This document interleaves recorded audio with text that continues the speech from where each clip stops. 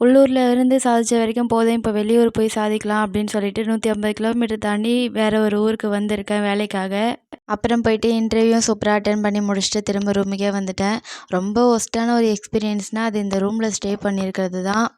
கேர்ள்ஸே இந்த அளவுக்கு ஒரு ஒஸ்ட்டாக வச்சுருப்பாங்களா அப்படின்ற மாதிரி இருந்தது இந்த இடத்த பார்க்கும்போது.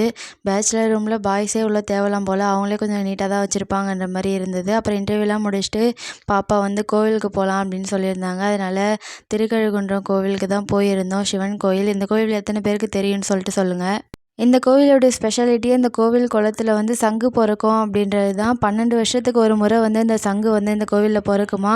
அதை விஷுவலாகவே பார்க்குறதுக்கு வச்சுருக்காங்க. நாங்களுமே அங்கே போயிட்டு பார்த்தோம்.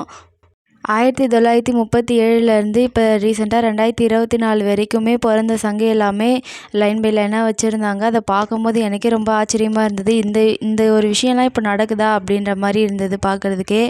அப்புறம் நடுவில் சென்டராக பெருசாக இருக்குல்ல, அந்த சங்கு தான் வந்து ஃபஸ்ட்டு அந்த குளத்துலேருந்து உருவான சங்கு அப்படின்னு சொல்லிட்டு சொல்லப்படுது. கோவிலில் வீடியோ எடுக்க அலௌடு இல்லைன்னு சொல்லியிருந்தாங்க. உங்களுக்கு காமிக்கணுன்றதுக்காகவே திருட்டுத்தனமாக வீடியோ எடுத்துகிட்டு வந்துட்டேன். நாளைக்கு பார்க்கலாம்.